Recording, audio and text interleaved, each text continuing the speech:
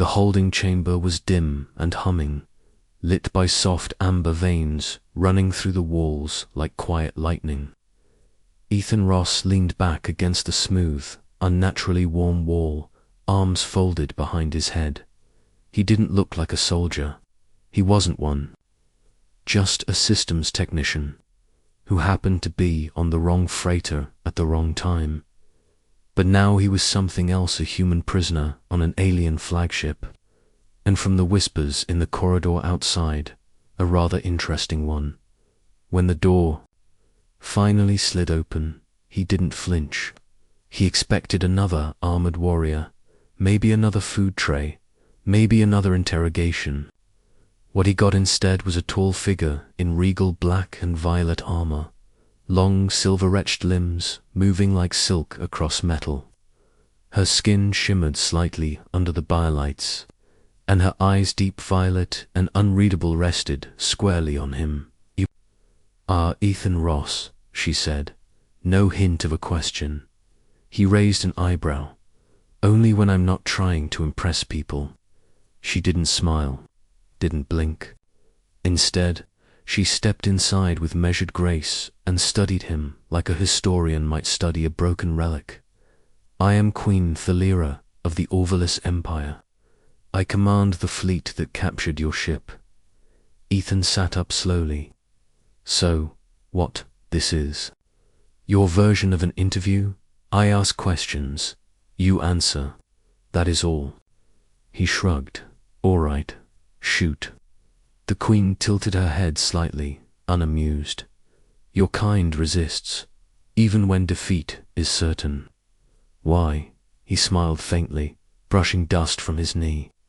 "Because we're terrible at math." Thalira's gaze narrowed. She didn't speak right away. Maybe she hadn't expected humor.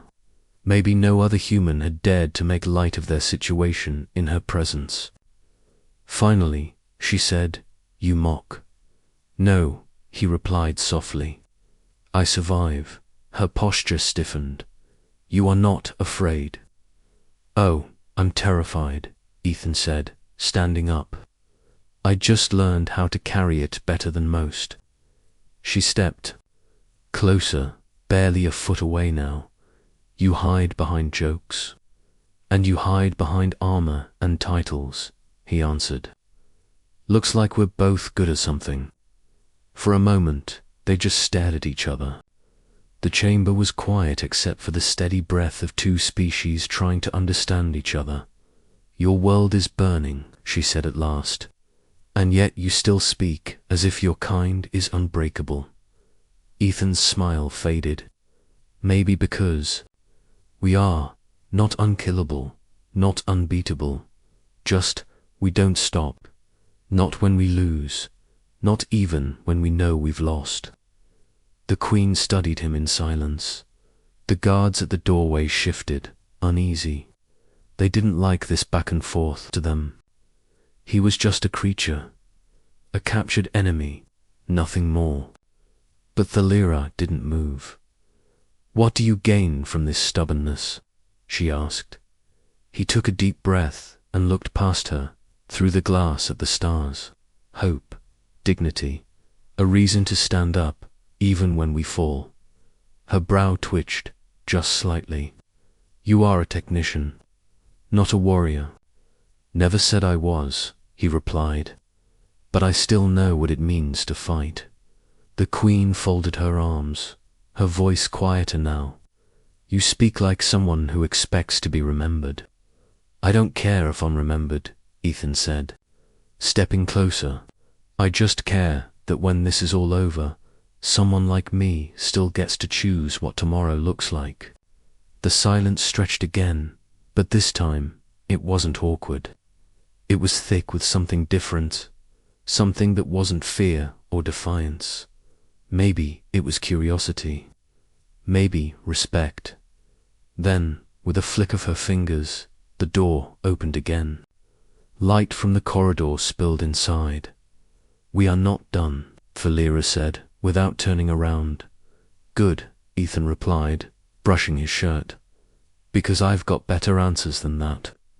And as she walked out, leaving him in silence once more, Ethan couldn't help but think. Something just changed. The door slid open again, but it wasn't Thalira this time. A pair of guards entered, their armor gleaming beneath the humming chamber lights. Ethan rose to his feet, stretching his shoulders, wincing slightly from the tightness in his back. They didn't speak, just gestured for him to follow. "Let me guess," he said. "You're the silent type. Very intimidating." Neither responded. They led him down a long corridor where the walls pulsed with shifting light alive somehow, like the ship was breathing round him. He had never seen metal bend like that, or light move without a source. The Orvalists didn't build ships, they grew them. They finally entered a chamber that looked far too grand for someone like him. A circular platform stood in the center, surrounded by tiered rows of alien officials, advisors, generals, dignitaries. At the head, on a throne that looked part living crystal, Queen Thalira waited. She didn't speak until he stood before her. A dozen armored eyes watching his every move. "You said yesterday," she began, "that your kind fights not because you expect victory, but because you believe." Ethan nodded. Still true. "Then prove it," she said. The lights shifted. A mechanical chime sounded, and from one of the side corridors, a massive figure stepped into the arena. It was an Orvalian war champion easily 8 feet tall, his body covered in flexible obsidian-like plating. Each step he took thudded like a hammer into the floor. He didn't carry weapons. He was one. Ethan's mouth went dry. "Oh," he said. "So this is one of those moments where I either die dramatically or become a folk hero." Voice rang out above him. "If your conviction is real, if your species' defiance is more than instinct, then face him." Ethan didn't move. "Is that a challenge or an execution?" "You will not die," she said. "Easy for you to say." He stepped forward anyway. Every eye in the chamber was fixed on him now. The war champion towered ahead, cracking his knuckles. There were no weapons, no armor, just raw size versus whatever luck and stubbornness Ethan had left. He raised his hands in mock surrender. "Okay, big guy, let's try not to turn this into a smear on the floor." The champion lunged. Ethan dodged not gracefully, but barely. The alien's fist smashed into the ground, cracking the panel where Ethan had stood a heartbeat ago. He scrambled, searching for anything he could use. But the arena was empty. No cover, no tools. Just him, his wits, and a deep, relentless instinct that said, "Don't quit." The champion charged again. Ethan ducked, rolled, stumbled into a wall. His ribs screamed in protest. His breath came in sharp gulps. "Still alive," he muttered. "That's a start." Thalira watched, silently from her throne. Her advisors murmured among themselves, confused, displeased. The humans were weak, they'd said, predictable. Yet here he was, still standing. Ethan backed away from the next strike, then suddenly ran toward the champion. A risky gamble, he dove. At the alien's legs, not to tackle, but to slide under. Just like he had once done to avoid a collapsing support beam back on a mining rig. His elbow struck a small glowing panel embedded in the floor, and the arena shifted. A defense system misread his movement as a command. A wall rose abruptly between the two, just as the war champion spun around. He hit it full force and fell. The entire chamber went still. Ethan blinked, lying on the ground, panting. Then laughed. "I can't believe that worked." The champion didn't rise. The crowd didn't cheer. They watched, He slowly got to his feet, bruised and breathless. So, do I win? Thalira rose. Her voice was quiet but powerful. You surprised him. You survived. Ethan pointed at the fallen alien. He tried to flatten me. I think survival should get a trophy. She descended from her throne, walking toward him with steps as precise as ever.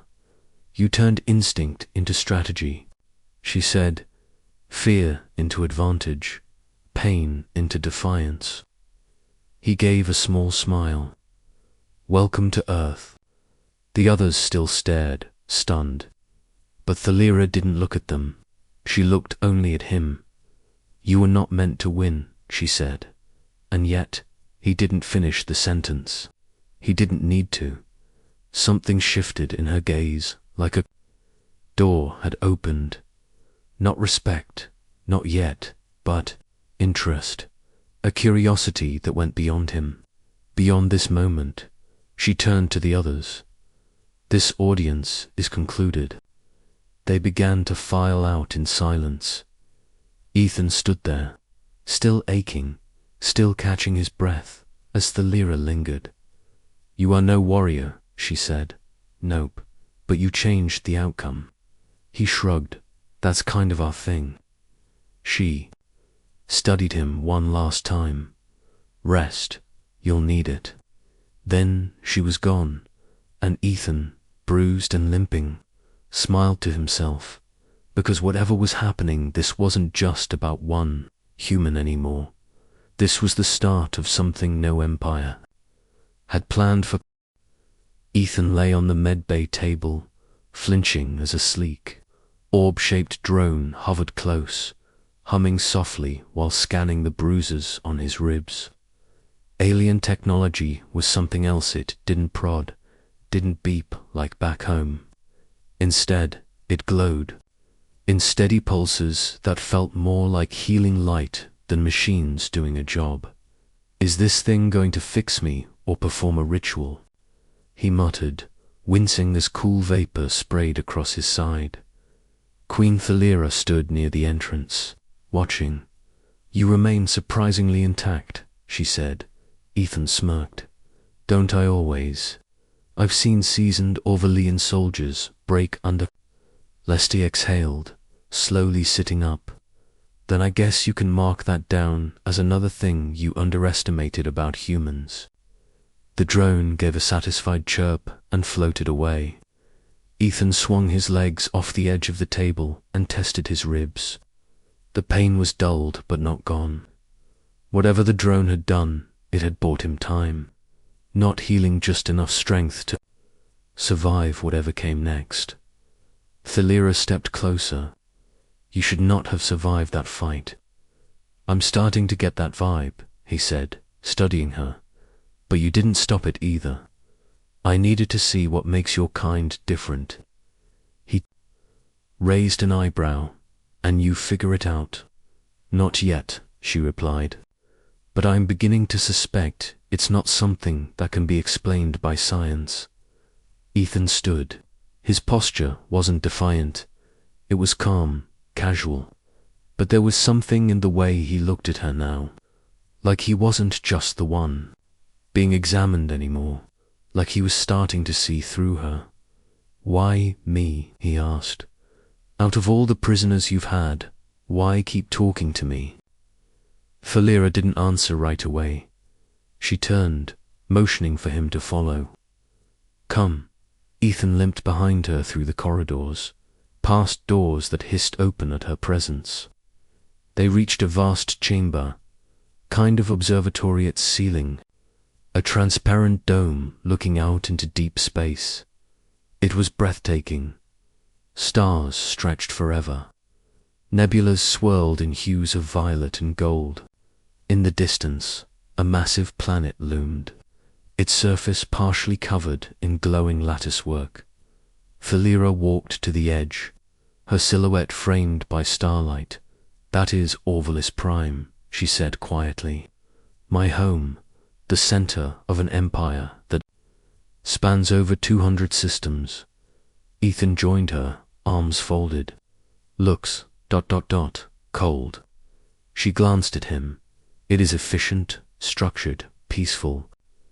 Peace that comes from control isn't really peace, he said. It's silence. Her gaze sharpened. You sound like someone who's fought for chaos. No, he replied. Just someone who's seen what happens when order is used.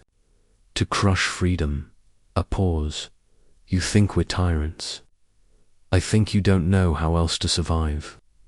Thalira looked back at the stars, expression unreadable. My people believe humans are a threat. Illogical, emotional, dangerous. He nodded. We are. But we're also the only species you've met that can turn a death sentence into a conversation. That made her lips twitch. Almost. Tell me, she said softly, what is it that keeps you going?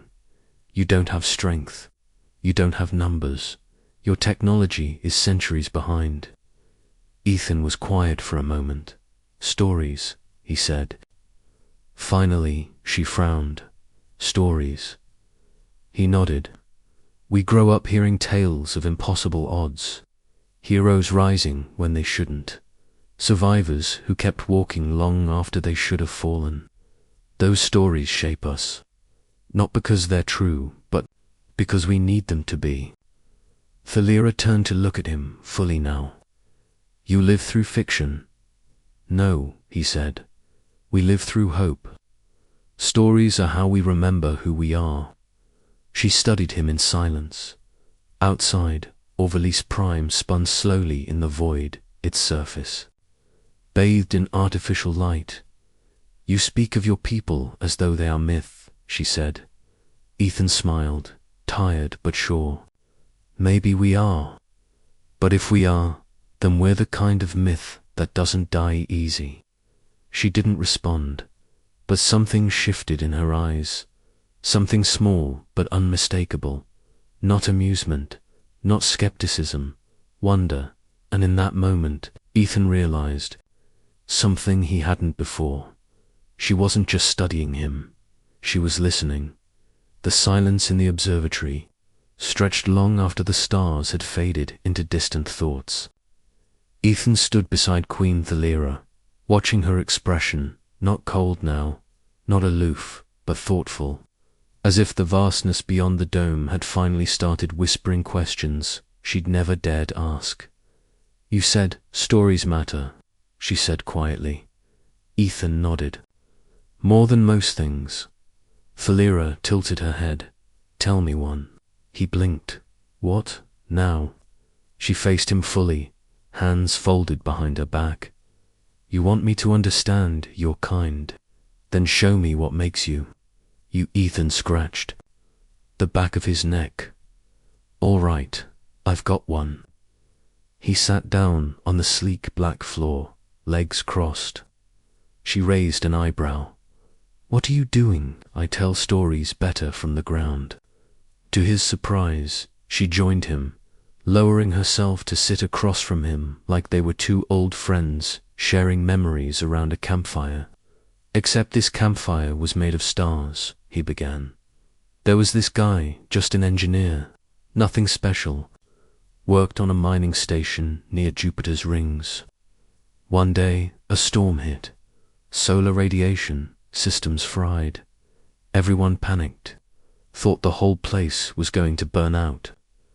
But this guy, he crawled into a cracked panel, rerouted half the station, through backup circuits that weren't even meant to connect.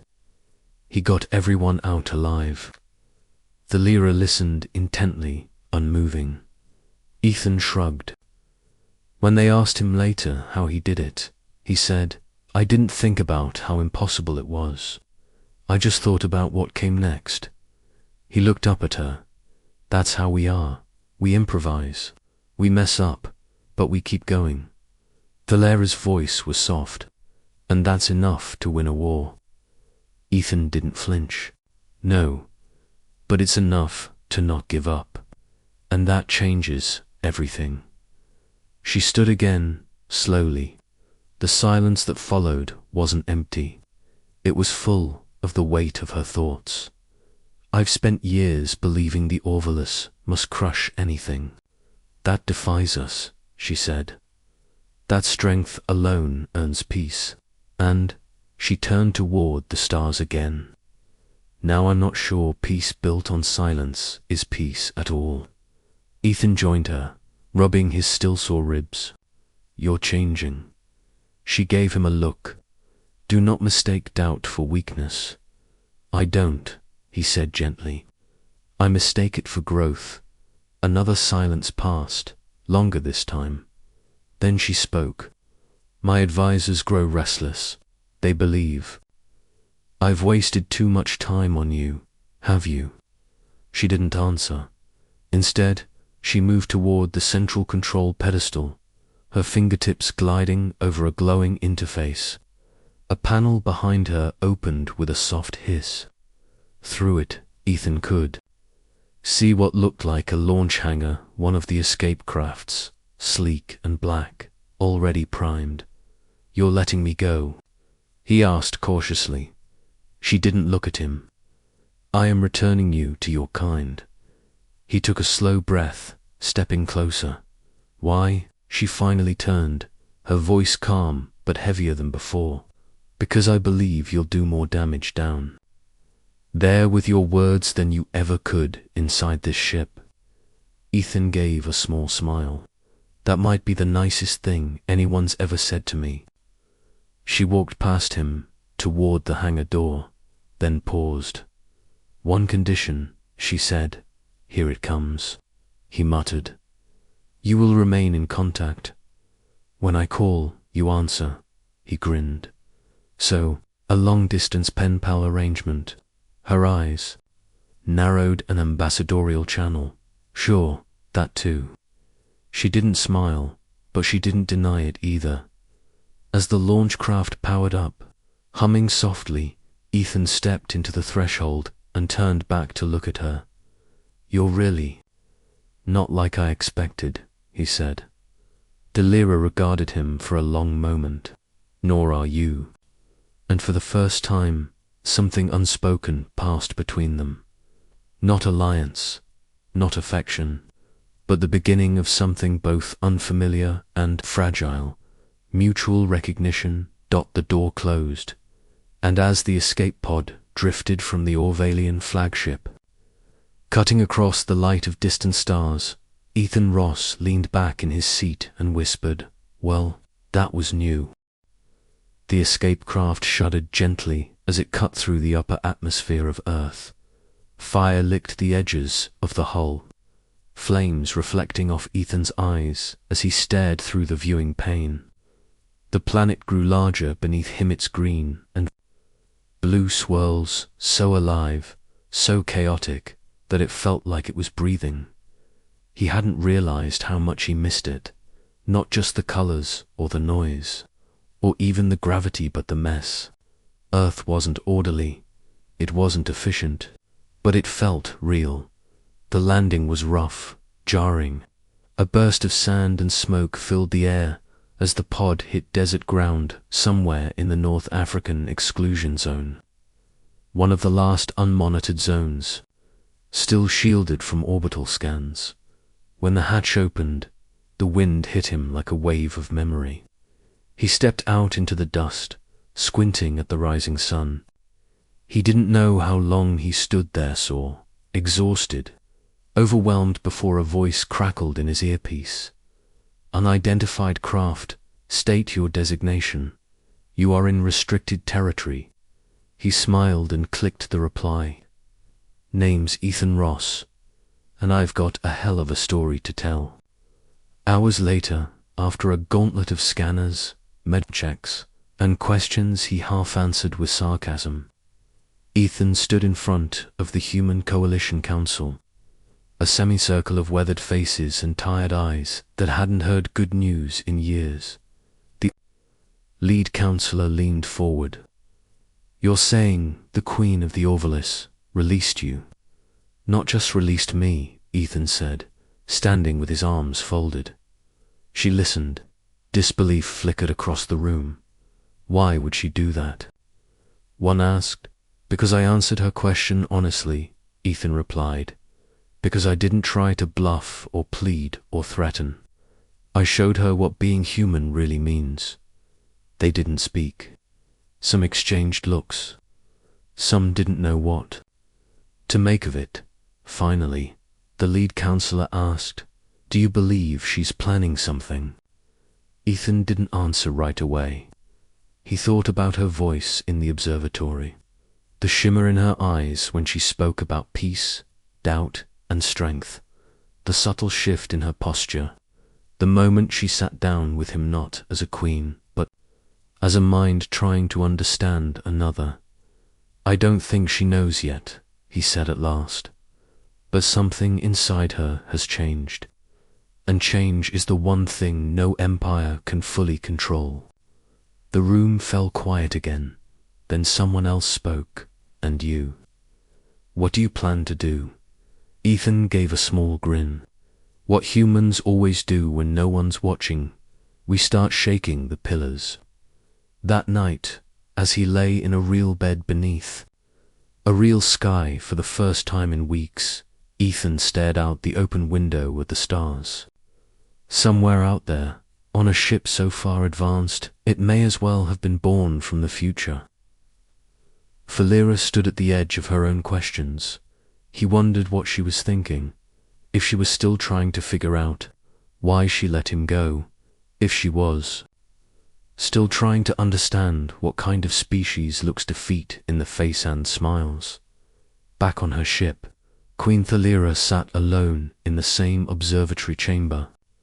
She gazed out at the empty black between stars, fingers resting on the console UNMOVING. An advisor stepped forward. "Majesty, the prisoner has returned to Earth." She didn't respond. "We await your command. Shall we proceed with the next incursion?" Thalira's eyes remained fixed on the stars. "No," she said quietly. The advisor paused. "Your Majesty," she turned slowly, her voice low but clear. "Withdraw our fleet. Observe only." But she looked at him then, and the words died in his throat. "Humanity," she said softly, "is not what we thought."